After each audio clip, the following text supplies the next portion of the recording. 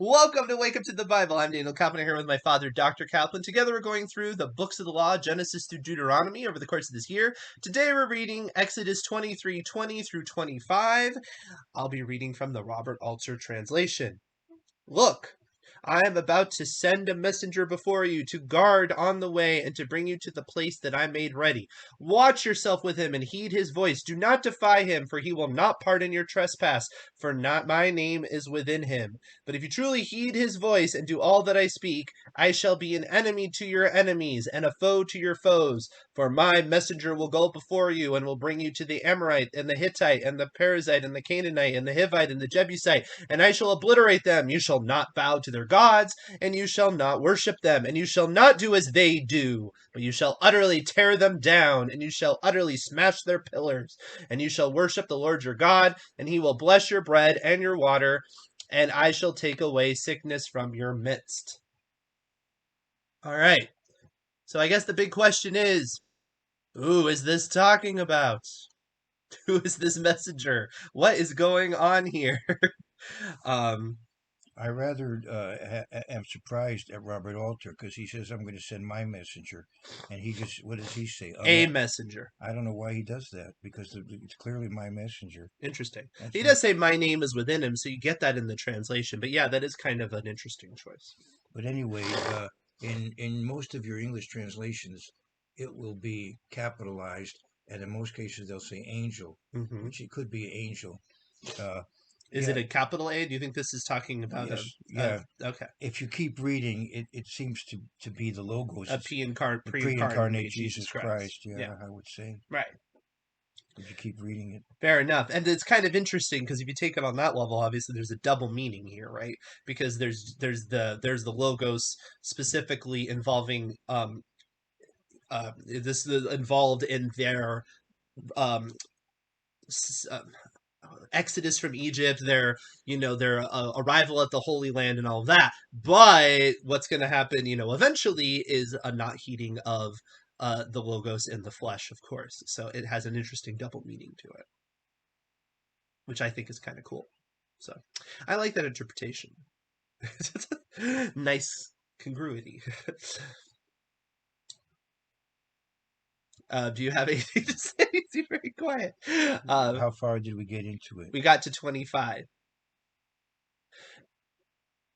I mean, here is another promise where you have, and you shall worship the Lord your God, and he will bless your bread and your water, and will surely take away sickness from your midst. Again, let us remind people that later, in other places, we have the acknowledgement that sickness does not always come from sin. However, if you look at the way this is used, this is not necessarily even talking about particularly medical things. This is kind of like a sickness of culture, right? Do not, depravity. I think you can take it as both, but I think it's kind of referring to that holistic sort of thing.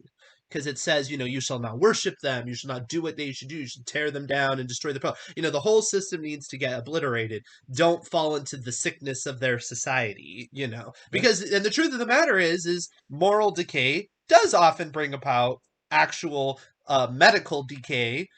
Even atheists would tell you that there's a lot of vices that are terrible ideas. But beyond that, I think there's a spiritual component that does often bring about, health decay as well. It's just, don't want people to think that the only reason why we have health problems is because of that, because that's not biblically true. Right, but he said he'll create an environment, a generally healthy environment. Right, and there is a difference. Take sickness away. There is a difference. Generally. Yeah. Yeah. Certainly. I mean, what value would there be to keeping the commandments? I mean, not what value, but it is a value of keeping the commandments that I would say you're going to have a generally healthier society. I think you could probably prove that. Yeah. And there's certainly some indications of that, like the Seventh-day Adventists have a very long lifespan and they keep the Sabbath. I mean, they're more strict about dietary stuff because they're vegetarian, but and they don't drink a lot or really ever, and and things like that. They're more moderate in their lifestyle, and it does make a difference. So, potential evidence. It's just one data point, but it's potential evidence. So I think that's fair, and I think the Bible speaks to that as well. Psalm 1 and whatnot. So anything else though you wanted to talk about in this? No, it's You're gonna move on. Well, one thing I will say is here's something that can also be misused, right? You shall not bow to their gods, and you shall not worship them, and you shall not do as they do. We need to be careful with that. We'll get more of that later, but often when people say, you shall not do what they do, they're like, oh, well, what did they do in their worship? Did they dance? Well, we can't dance. Or did they do this? We can't do. Obviously, this is referring to sin. This is referring to do not follow their immoral practices. right. It's not, well, did they drink water in the morning? So don't do that, right? Right. But some people have a problem with that. Right. So let's keep that in mind. Right. In Be careful. just because we're destroying the immorality doesn't mean everything they do is wrong. Right. Because they're humans. And some of Right. the stuff they're gonna put on their pants one leg at a time. Yeah. Right. Some of this is gonna be good. Right. Uh, some have said you should be careful not to tie your shoelaces while facing a statue. Oh, because you shall not bow to their gods. Yeah, I mean, I hope that you're kind of joking about that, Sean. Um, I'll tell you a story. that Somebody, is kind of funny, though. no, we used to have, we had such a large crowd in the auditorium where we met that we would go downstairs and watch it on TV. Yeah. So somebody said, well, when you say the prayer, you're bowing to the TV image. And I felt like telling him, yeah, and when you're upstairs, you're bowing in front of the person. Oh. You're Oh, bowing. apparently somebody did say that seriously, and it's a podcaster. But you're bowing in front of the person otherwise. And I will say this, in the synagogue, in the Orthodox synagogue, the fellow who was leading in prayer didn't face us. He Yeah. faced east towards Jerusalem, and we saw his back. Not he didn't lead us like a song leader in a church. Yeah. We he was the representative of the congregation, and he faced east like we did, and we saw his back. Right. But Yeah. but what's worse, bowing to a TV picture or bowing to a person? So Yeah, I mean, you bow in front of a person no matter what, in a it's sense, silly, yeah. or whatever, to the plant, to the Yeah, podium, to the wall. yeah, so you want to be careful. You want to I not gotcha. over. Yeah, yeah, and I don't want to. I'm not going to give the name of the person because I didn't hear the quote itself, so that's my policy. All right, good. But I do say that it doesn't matter who said it. The idea that somebody needs to be paranoid that they might accidentally worship is not what this is talking about. No. This is not talking about accidental worship. This is talking about intentional worship. Right? Right. Okay.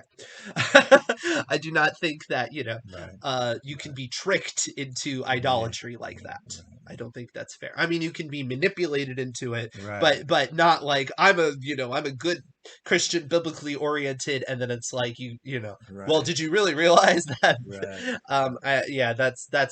That's a very dangerous way of looking at it. I would say if you're not intentionally trying to worship an object, you are not worshiping an object. Right. So, Okay. Yeah. all right. That being said, do you want to move on? Let's move on. Let's move on. That was a nice quick one. And please like, subscribe, hit the bell.